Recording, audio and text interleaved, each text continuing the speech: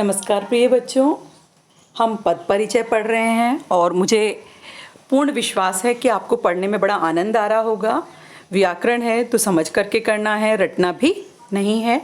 और समझने का कार्य जो होता है वो बच्चों को बहुत अच्छा लगता है। आपने संज्ञा पद, सर्वनाम और विशेषण पद का परिचय प्राप्त कर लिया है और आशा करती हूँ कि आप लोग उदाहरण हल कर रहे होंगे। अगर कोई समस्या है तो आप मुझे बता भी सकते हैं और मुझसे पूछ सकते हैं। अभी हम क्रियापद का परिचय प्रारंभ कर रहे हैं। क्रिया होती क्या है? सोचिए, बिल्कुल सही पहचान रहे हैं। किसी कार्य को करना क्रिया कहलाती है। कोई भी हम कार्य करते हैं तो मतलब हम क्रिया कर रहे हैं। तो क्रिया क्या होता है? एक्शन, जिसे आप अंग्रेजी में कहते हैं। किसी कार्य का करना क्रिया कहलाता है। क्रियापद के परिचय में भी देखिए, कुछ चीज़ें जो है आपके संज्ञा, सर्वनाम और विशेषण पद था, वहाँ जो चीज़ें हमने स्पष्ट की थी, जो आपने वहाँ स्पष्टता जिन चीज़ों की दी थी, परिचय दिया था, ऐसा ही इसमें भी देखिए भेद, लिंग और वचन और संबंध ये समान ही है और कुछ बदल भी गया है। लेकिन अब हम इसको एक बार देखेंगे कि क्या क्या हमें इसमें परिचय देना है। सबसे पहले भेद बताना है हमें। भेद के अंतर्गत ये देखिए, हमें भेद बताना है। भेद में हमें बताना है क्रिया अकर्मक है या सकर्मक। सबको पता है अकर्मक और सकर्मक कर्म के साथ और कर्म के अलावा या कर्म से अन्य।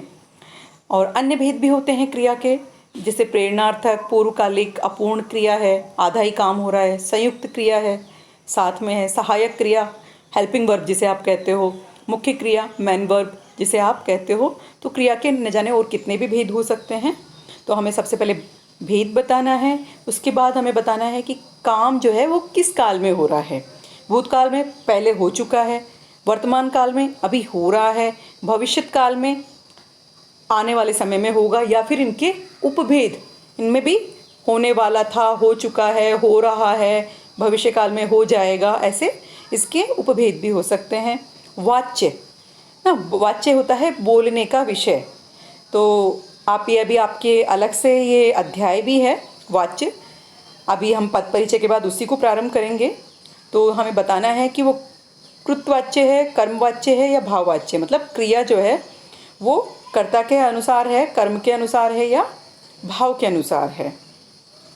और फिर आता है लिंग, पुल्लिंग या फिर स्त्रीलिंग, जैसा आपने संज्ञा और सर्वनाम विशेषण में भी किया। वचन में वही एक वचन है या बहुवचन। संबंध में अन्य शब्दों के साथ हमें संबंध बताना होता है कि क्रिया का अन्य शब्दों के साथ क्या संबंध है।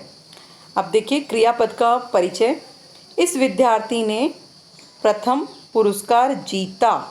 हमें जीता जो क्रिया है इसका परिचय देना है। भेद हमने बता दिया, पुरस्कार जीता तो कर्म के साथ है, तो क्रिया का भेद है सकर्मक।